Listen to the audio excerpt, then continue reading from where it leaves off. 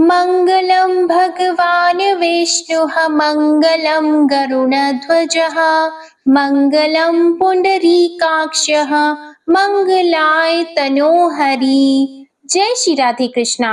मैं हूँ वामिका और आप सभी का हमारे चैनल आध्यात्मिक सागर में बहुत बहुत स्वागत है। आप सभी को चैत्र मास के कृष्ण पक्ष की पाप मोचनी एकादशी की ढेर सारी शुभकामनाएं। आज की इस वीडियो में आप सुनेंगे पाप मोचनी एकादशी की व्रत कथा, एकादशी माता की कथा और आरती। पाप मोचनी अर्थात सभी प्रकार के पापों का नाश करने वाली और मोक्ष प्रदान करने वाली एकादशी। तो आइए बड़ी ही श्रद्धा और प्रसन्न चित्त मन से आप इस कथा को पूरा अवश्य सुनिएगा। एक बार अर्जुन ने भगवान श्री कृष्ण से कहा, हे कमल नयन, मैं जैसे जैसे एकादशियों के व्रतों की कथाएं सुन रहा हूँ, वैसे वैसे अन्य एकादशियों की व्रत की कथाओं को सुनने से मेरी जिज्ञासा बढ़ती ही जा रही है। हे मधुसूदन, अब आप कृपा करके चैत्र मास के कृष्ण पक्ष की एकादशी के विषय में मुझे बताइए। इस एकादशी का क्या नाम है? इसमें कौन सी देवता का पूजन किया जाता है तथा इसकी व्रत कथा क्या है? तब भगवान श्री कृष्ण जी ने कहा, हे अर्जुन, एक बार यही प्रश्न पृथ्वीपति मानधाता ने लोमश ऋषि से किया था। जो कुछ लोमश ऋषि ने राजा मानधाता को बताया था, वही मैं तुमसे कहता हूँ। राजा मानधाता ने धर्म के गहरे रहस्यों के ज्ञाता महर्षि लोमश से पूछा, हे ऋषि श्रेष्ठ, मनुष्यों के पापों का मोचन किस प्रकार संभव है? कृपया कर कोई ऐसा सरल उपाय बताएं जिससे सहज ही पापों से छुटकारा मिल जाए। महर्षि लोमश ने कहा, हे राजन, चैत्र मास के कृष्ण पक्ष की एकादशी का नाम पाप मोचनी एकादशी है। मैं तुम्हें इस व्रत की कथा सुनाता हूँ, ध्यान पूर्वक श्रवण करो। प्राचीन समय में चैत्र रथ नामक एक वन था। उसमें अप्सराएं किन्नरों के साथ विहार किया करती थी। वहां सदैव वसंत का मौसम रहता था, अर्थात उस स्थान पर सदैव नाना प्रकार के पुष्प खिले रहते। कभी गंधर्व कन्याएं विहार किया करती, तो कभी स्वयं देवेंद्र अन्य देवताओं के साथ क्रीड़ा किया करते थे। उसी वन में मेधावी नाम के एक ऋषि भी तपस्या में लीन रहते। वे भगवान शिव के अनन्य भक्त थे। एक दिन मंजू घोषा नामक एक अप्सरा ने उनको मोहित कर उनकी निकटता का लाभ उठाने की चेष्टा की। इसलिए वह कुछ दूरी पर बैठकर वीणा बजाकर मधुर स्वर में गाने लगी। उसी समय शिव भक्त महर्षि मेधावी को कामदेव भी जीतने का प्रयास करने लगे। कामदेव ने उस सुंदर अप्सरा के भ्रू का धनुष बनाया, कटाक्ष को उसकी प्रत्यंचा बनाई और उसके नेत्रों को मंजू घोषा अप्सरा का सेनापति बनाया। इस तरह कामदेव अपने शत्रु पर विजय प्राप्त करने के लिए तैयार थे।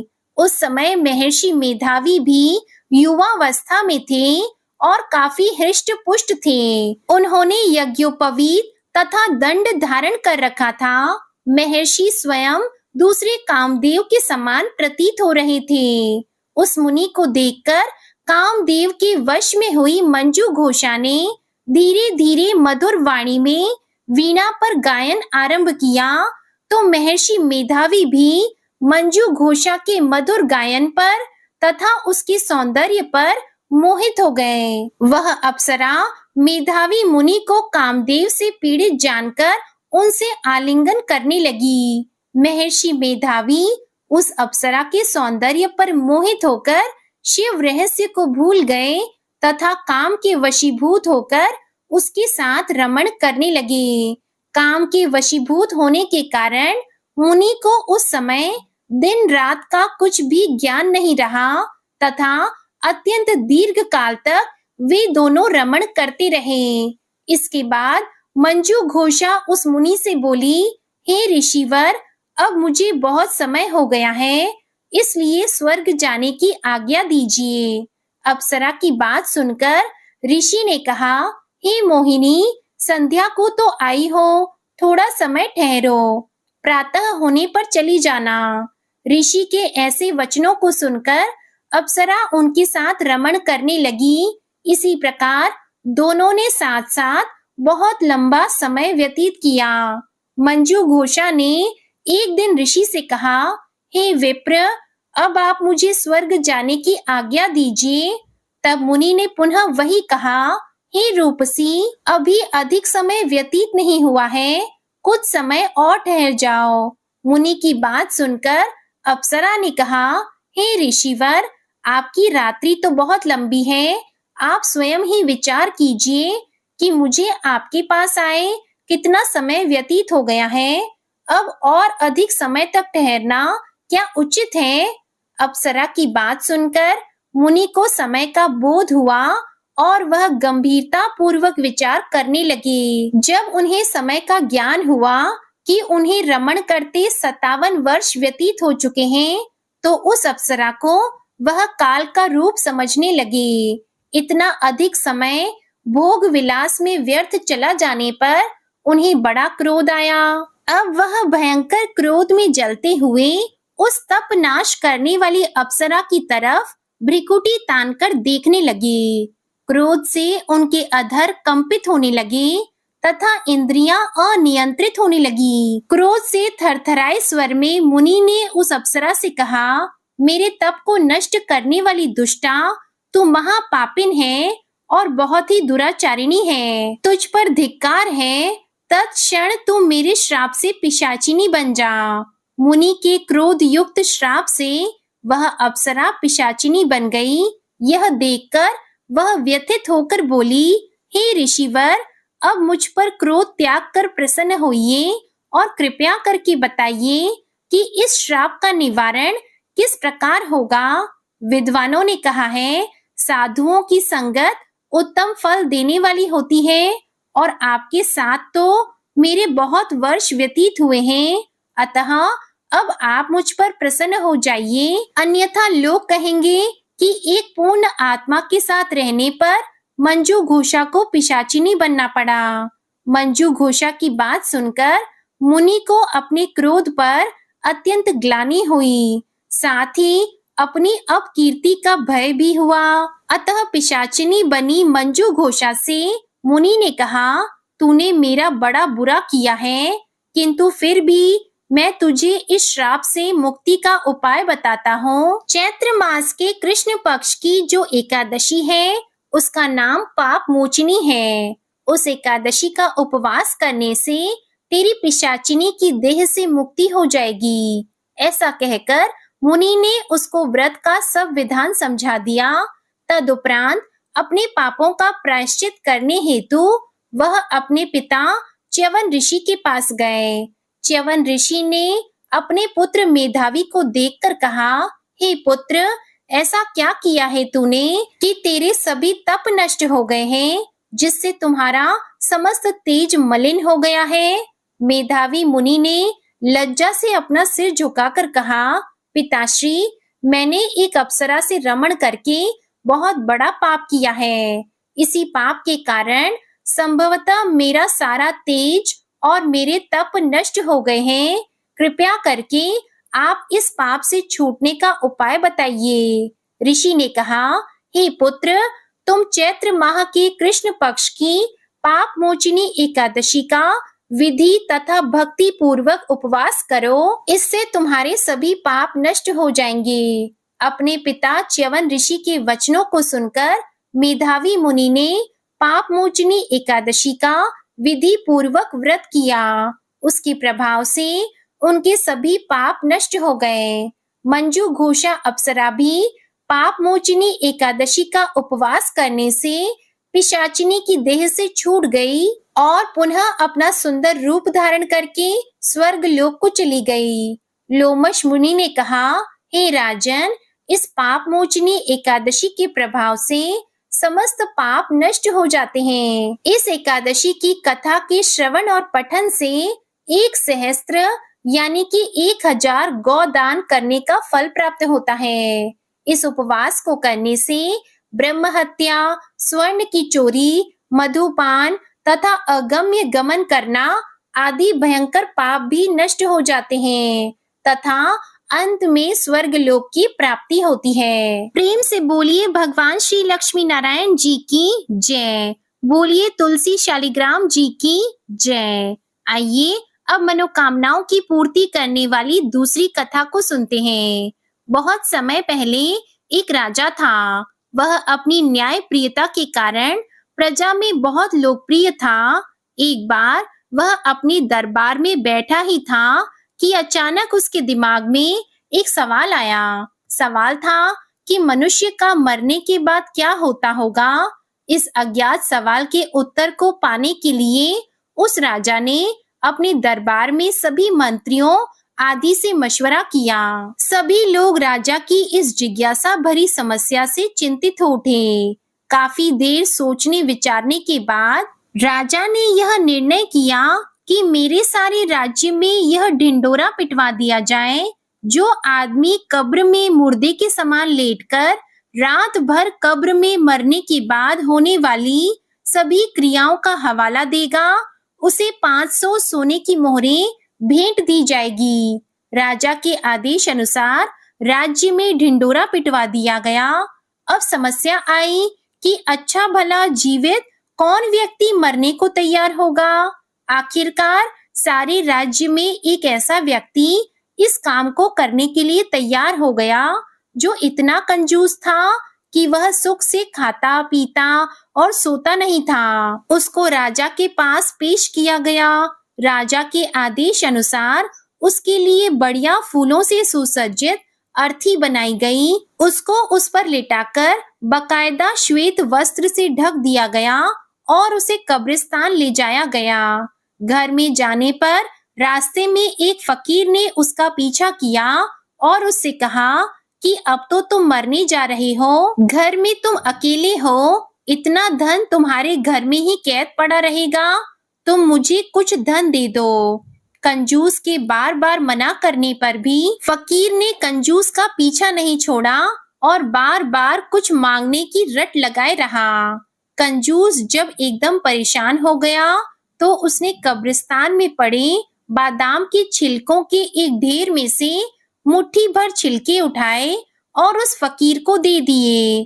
बाद में कंजूस को एक कब्र में लिटा दिया गया और ऊपर से पूरी तरह ढक दिया गया। बस एक छोटे से छेद सिर की तरफ इस आशा के साथ कर दिया गया कि यह इससे सांस लेता रहेगा और अगली सुबह राजा को मरने के बाद का पूरा हाल सुनाएगा। सभी लोग कंजूस को उस कब्र में लिटाकर चले गए।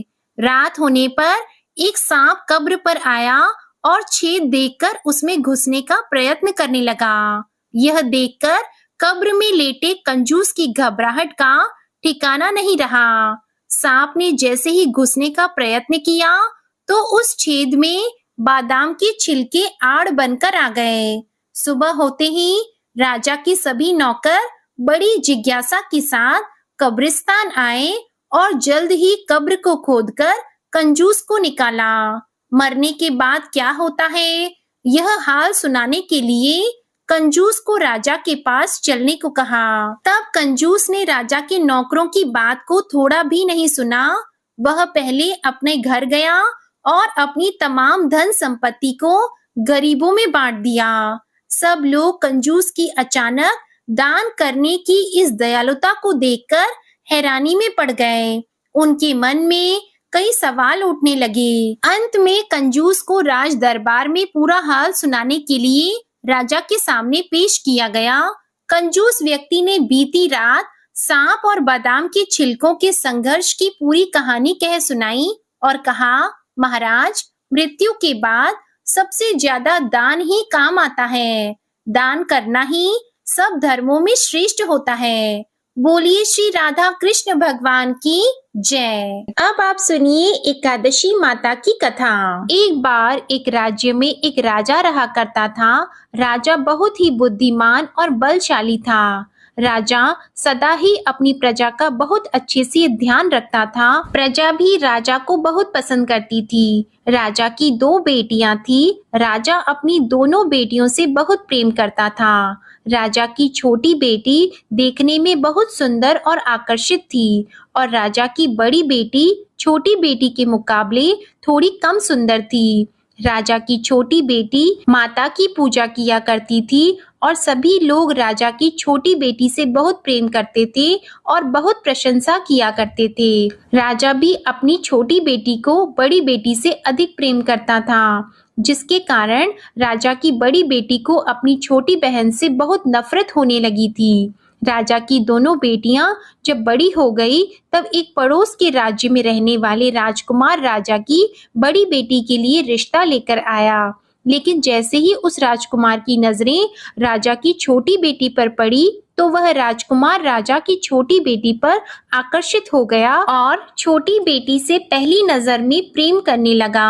उस राजकुमार ने राजा की बड़ी बेटी के साथ विवाह करने से मना कर दिया और उसने राजा से कहा कि मैं आपकी छोटी बेटी से विवाह करना चाहता हूँ। ये सब देखकर राजा की बड़ी बेटी अपनी छोटी बहन से बहुत क्रोधित हो गई और राजा की बड़ी बेटी ने अपनी छोटी बहन को अपना सबसे बड़ा दुश्मन मान लिया। राजा की बड़ी बेटी ने अपनी छोटी बहन से बदला लेने का निर्णय किया। राजा की बड़ी बेटी ने अपनी छोटी बहन को जान से मारने का उपाय सोचा।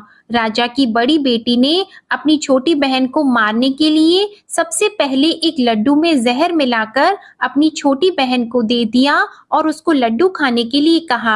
लेकिन लड्डू खाने के बाद भी छोटी बहन को कुछ भी नहीं हुआ। बड़ी बहन ये देखकर बहुत आश्चर्यचकित हो गई, लेकिन बड़ी बहन ने हार नहीं मानी। जब उसकी छोटी बहन रात में कमरे में सो रही थी तब उसने एक मटके में सांप रखकर उसके कमरे में छोड़ दिया, लेकिन सांप भी छोटी बहन का कुछ नहीं कर पाया। जिसके बाद बड़ी बहन ने अपनी छोटी बहन से कहा कि चलो हम लोग कुएं में से पानी भर कर लाते हैं, जिसके लिए वह अपनी छोटी बहन को पानी भरने के बहाने कुएं के पास ले गई और उसने अपनी छोटी बहन को कुएं में धक्का दे दिया। लेकिन छोटी बहन को तब भी कुछ नहीं हुआ, क्योंकि हर बार ग्यारस माता उसकी रक्षा कर रही थी और उधर बड़ी बहन अपने सारे प्रयास के बाद भी असफल हो रही थी, जिससे वह बहुत क्रोधित हो गई और फिर उसने अपनी छोटी बहन के पास जाकर उससे प्रश्न किया कि मेरी छोटी बहन, क्या तुमको पता है कि भगवान ने सबको मृत्यु एक निश्चित समय पर लिखी हुई है और कैसे तुम्हारी या मेरी मृत्यु होगी, क्या ये तुम जानती हो? तब छोटी बहन ने अपनी बड़ी बहन को बताया कि हाँ दीदी, मैं तो जानती हूँ मेरी मृत्यु कैसे होगी। छोटी बहन से ये सब बातें सुनकर बड़ी बहन मन ही मन बहुत प्रसन्न होने लगी और उसने अपनी छोटी बहन से कहा कि तो तुम मुझे अपनी मृत्यु का राज बताओ। तब छोटी बहन ने अपनी बड़ी बहन से कहा कि मेरी मृत्यु तो एक तोते में है। जो तोते के गले में एक हार है, उससे मेरी मृत्यु होगी। जब तक कोई भी व्यक्ति तोते को मारकर उस हार को अपने गले में पहनेगा तो मैं मूर्छित हो जाऊंगी और जैसे ही उस हार को अपने गले से उतारेगा तो मैं वापस से जीवित हो जाऊंगी। अपनी छोटी बहन की मृत्यु का राज जानकर बड़ी बहन बहुत खुश हुई और उसने अपनी छोटी बहन को मारने के लिए उसके पालतू तोते को ढूंढना शुरू कर दिया और छोटी बहन को इस बात का आभास हो गया था कि कोई उसकी जान लेना चाहता है, जिसके लिए वह अपने पिताजी के पास गई और उसने अपने पिताजी से कहा कि पिताजी, मेरी मृत्यु के बाद आप मुझे मत जलाइएगा, बल्कि आप मुझे अपनी पुरानी वाली हवेली में एक पलंग में लिटाकर छोड़ दीजिएगा। अपनी छोटी लड़की की ये बातें सुनकर राजा बहुत आश्चर्यचकित हो गया। राजा ने अपनी छोटी बेटी से पूछा कि बेटी, तुम ये क्या कह रही हो? तब राजा की छोटी बेटी ने बताया कि पिताजी, समय किसी के लिए नहीं रुकता है, क्या कब किसको हो जाए इसका किसी को कुछ नहीं पता। फिर राजा ने अपनी छोटी बेटी से कहा कि तुम ऐसी बातें क्यों करती हो? 2-3 दिन के बाद तो तुम्हारा विवाह है। लेकिन छोटी बेटी ने अपने पिताजी को ऐसा करने पर मजबूर कर दिया और उनसे वचन ले लिया। राजा ने भी अपनी छोटी बेटी की बात स्वीकार कर ली और 2-3 दिनों के बाद जब शादी का समय आया तब राजकुमार बारात लेकर राजा के घर आया और राजकुमार और राजा की छोटी बेटी का विवाह शुरू हो गया। जैसे ही राजा की छोटी बेटी राजकुमार के साथ फेरे लेना शुरू हुई तो उसकी बड़ी बहन अपनी छोटी बहन के कमरे में जाकर उसके तोते को पकड़ लेती है और उसको जान से मार देती है। तोते के गले में जो हार था उसको अपने गले में धारण कर लेती है और जैसे ही बड़ी बहन उस हार को अपने गले में धारण करती है तो उधर छोटी बहन 3.5 ही फेरे ले पाती है और वहीं पर बेहोश होकर गिर जाती है। जिसके बाद राजा ने बड़े बड़े दर्द हकीमों को बुलाया और अपनी छोटी बेटी का इलाज करने के लिए कहा। राजा की बात सुनकर जब वैद्य ने छोटी बेटी को देखा तो राजा को बताया कि आपकी छोटी बेटी ना तो जीवित है और ना मरी हुई है। ऐसा मैं पहली बार देख रहा हूँ। राजा ने वैद्य और हकीम को ये बात बाहर बताने से मना कर दिया और उनको कहा कि अगर तुमने ये बात किसी को बाहर बताई तो हम तुमको फांसी दे देंगे। राजा ने अपनी छोटी बेटी को पुराने महल में जाकर एक पलंग में लेटा दिया और वहां पर कुछ सैनिकों को तैनात कर दिया। इसके बाद राजा वापस अपने महल पर आ गया। राजा की बड़ी बेटी अपने पिताजी के पास आई और कहने लगी कि पिताजी, अगर ये शादी संपन्न नहीं हुई तो आपकी इज्जत का क्या होगा? आप कहें तो मैं आपकी इज्जत बचाने के लिए राजकुमार से शादी करने के लिए तैयार हूँ। जिसके बाद राजा ने अपनी बड़ी बेटी की बात मान ली और राजा ने बड़ी बेटी को छोटी बेटी के कपड़े पहनाकर मंडप में भेज दिया।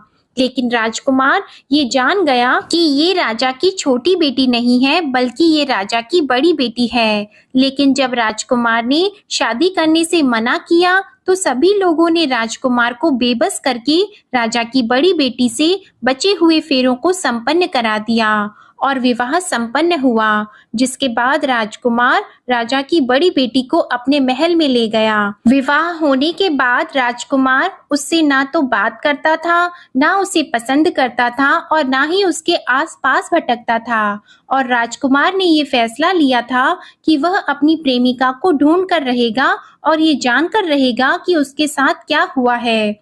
एक दिन राजकुमार अपने घोड़े पर सवार होकर राजा के पुराने महल के पास पहुंचा, जहां पर उसने कुछ सैनिकों को देखा। महल के पास पहुंचकर राजकुमार ने जब महल को ध्यान से देखा तो वह समझ गया कि ये तो हमारे ससुर जी का महल है। तब राजकुमार ने सैनिकों से पूछा कि तुम लोग यहाँ क्या कर रहे हो और इस महल के अंदर उस पलंग में कौन लेटा है? जिसके बाद सैनिकों ने बताया कि यहाँ पर राजा की छोटी बेटी लेटी है। ये सुनकर राजकुमार बहुत प्रसन्न हो गया और वह तुरंत अपनी प्रेमिका के पास पहुंच गया और उसकी सेवा करने लगा। जैसे ही रात हुई तो राजा की छोटी बेटी उठकर खड़ी हो गई।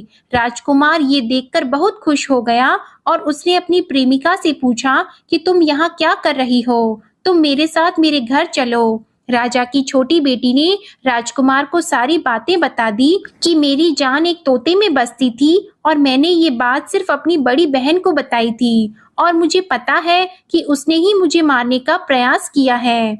उसके पास एक हार है जिसको वह सुबह पहन लेती है और रात को उतार देती है। जब तक वो हार को पहन कर रखती है तब तक मैं मूर्छित रहती हूँ और जैसे ही वो हार को उतार देती है तो मैं जीवित हो जाती हूँ और जब तक मेरी बड़ी बहन के पास वो हार रहेगा तब तक मैं ऐसे ही जीवित और मूर्छित होती रहूंगी। अगर मेरी बड़ी बहन के पास जो हार है वो मेरे हाथ लग जाए तो मैं हमेशा के लिए जीवित हो जाऊंगी। राजकुमार ये सब बातें सुनकर राजा की छोटी बेटी के पास रहने का निर्णय ले लेता है और उसने अपने बचे हुए सारे फेरे उस पलंग में लेटी हुई राजकुमार की छोटी बेटी के साथ ले लिए और अपना विवाह पूर्ण कर लिया और वहीं पर वो रहने लगा। देखते ही देखते कुछ समय में राजा की छोटी बेटी और राजकुमार की पत्नी गर्भवती हो गई।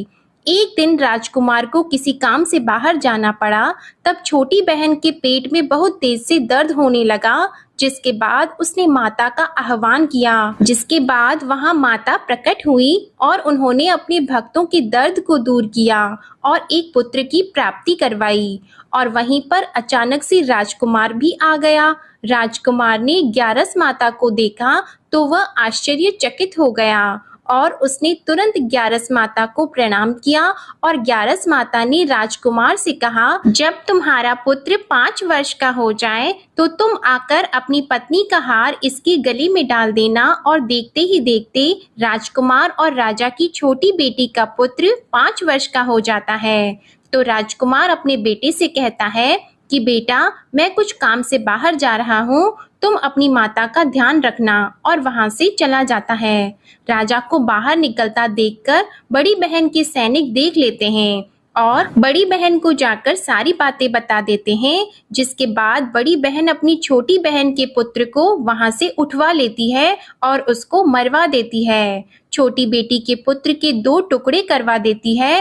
पहला टुकड़ा चक्के के पास छुपा देती है और दूसरा टुकड़ा अपने पलंग के नीचे रख लेती है। अब ग्यारस माता भिखारी का रूप लेकर आती है और एक भिखारी का रूप रखकर बड़ी बहन के पास चली जाती है, जिसके बाद वहां पर भिक्षा मांगने लगती है। तो बड़ी बहन अपने नौकरों से कहती है कि जाकर भिक्षा दे दो, लेकिन जैसे ही नौकर ग्यारस माता को भिक्षा देने के लिए आते हैं तो माता उन्हें मना कर देती है और कहती है कि मैं तुम्हारी महारानी से ही भिक्षा लूंगी। जिसके बाद बड़ी बहन स्वयं ही भिक्षा देने के लिए माता के पास आती है। तब माता एक बिल्ली का रूप लेकर उसके कमरे में चली जाती है और वहां पर छोटी बेटी के पुत्र के 2 टुकड़े को आपस में जोड़ देती है और उसे जीवित कर देती है। फिर उसे वहां से ले जाती है। राजकुमार अपने बेटे को लेकर अपनी पत्नी के पास जाता है और उसे कहता है कि तुम इसका ध्यान रखना। अगर तुम इस बच्चे का अच्छे से ध्यान रखोगी तो मैं तुमसे बात करूंगा। एक दिन राजकुमार अपने बच्चे से कहता है कि तुम मम्मी से उनके गले का हार मांग लो। तो अपने पिता की बात मानकर राजकुमार का लड़का अपनी मम्मी के पास जाता है और कहता है कि मम्मी, मुझे तुम्हारा हार चाहिए। यह सुनकर पहले तो बड़ी बहन बहुत क्रोधित होती है, पर उसको यह याद आता है कि राजकुमार ने कहा था कि अगर मैं इस बच्चे का ध्यान अच्छे से रखूंगी तो वह मुझसे बात करेंगे, जिसके कारण वह हार उस बच्चे को दे देती है और वह तुरंत हार को ले जाकर अपने पिताजी को दे देता है। और तभी राजकुमार अपने बेटे को लेकर वहां से जाने लगता है और अपनी पत्नी से कहता है कि तुम हमारे लिए खाना बनाकर रखना, मैं शाम को आकर तुम्हारे साथ खाना खाऊंगा। और वह अपने बेटे को लेकर वहां से चला जाता है।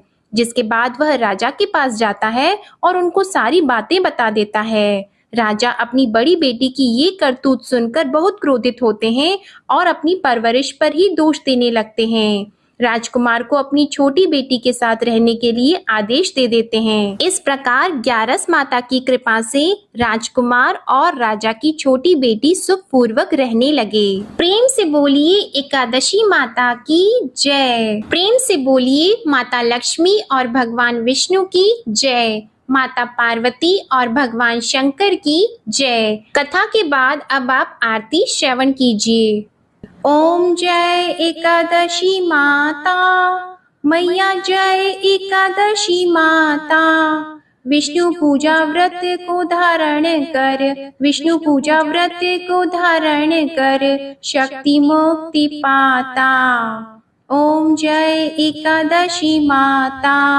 तेरे नाम गिनाऊं देवी, भक्ति प्रदान करनी मैया, भक्ति प्रदान करनी। गण गौरव की देनी, गण गौरव की देनी, माता शास्त्रों में वरनी।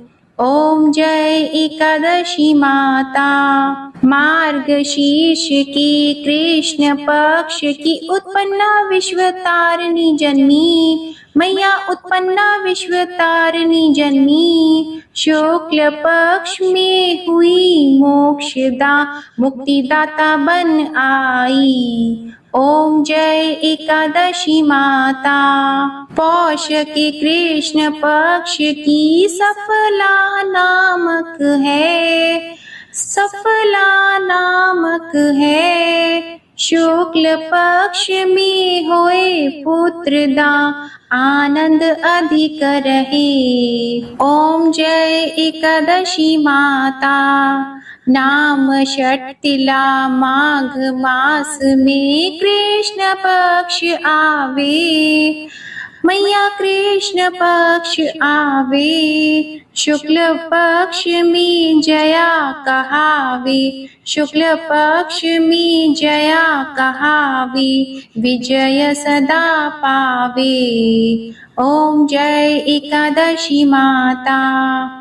विजया फागुन कृष्ण पक्ष में शुक्ला आमल की, मैया शुक्ला आमल की। पाप मोचनी कृष्ण पक्ष में चैत्र महाबली की। ओम जय एकादशी माता। चैत्र शुक्ल में नाम कामदा धन देने वाली, मैया धन देने वाली। नाम वरूथिनी कृष्ण पक्ष में, नाम वरूथिनी कृष्ण पक्ष में, वैशाख माह वाली।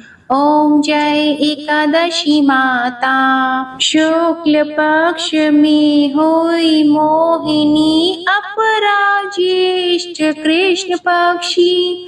नाम निर्जला सब सुख करनी, नाम निर्जला सब सुख करनी, शुक्ल पक्ष रखी। ओम जय एकादशी माता। योगिनी नाम आषाढ़ में जानो, कृष्ण पक्ष करनी। देव शयनी नाम कहायो, शुक्ल पक्ष धरनी। ओम जय एकादशी माता। कामिका श्रावण मास में आवे, कृष्ण पक्ष कहिए। श्रावण शुक्ला होए पवित्रा, आनंद से रहिए। ओम जय एकादशी माता। अजा भाद्रपद कृष्ण पक्ष की परिवर्तिनी शुक्ला, इंद्रा आश्विन कृष्ण पक्ष में, इंद्रा आश्विन कृष्ण पक्ष में, व्रत से भवसागर निकला। ओम जय एकादशी माता। पापंकुशा है शुक्ल पक्ष में, आप हरनहारी। रमा मास कार्तिक में आवे, सुखदायक भारी। ओम जय एकादशी माता। देवोत्थानी शुक्ल पक्ष की, दुख नाशक मैया, मैया दुख नाशक मैया। पावन मास में करूं विनती, पावन मास में करूं विनती, पार करो नैया। ओम जय एकादशी माता। परमा कृष्ण पक्ष में होती, जन मंगल करनी, मैया जन मंगल करनी। शुक्ल मास में होए पद्मिनी, शुक्ल मास में होए पद्मिनी, दुख दारिद्र हरनी। ओम जय एकादशी माता। जो कोई आरती एकादशी की भक्ति सहित गावे, मैया भक्ति सहित गावे। जन गुर्दिता स्वर्ग का वासा, जन गुर्दिता स्वर्ग का वासा, निश्चय वह पावे। ओम जय एकादशी माता। ओम जय एकादशी माता। ओम जय एकादशी माता। प्रेम से बोलिए एकादशी माता की जय। प्रेम से बोलिए श्री लक्ष्मी नारायण भगवान की जय। आज की कथा और आरती पसंद आए तो वीडियो को लाइक करके चैनल को जरूर सब्सक्राइब करिएगा और कमेंट में एकादशी माता और विष्णु भगवान की जय जरूर लिखिएगा। जय श्री लक्ष्मी नारायण जी।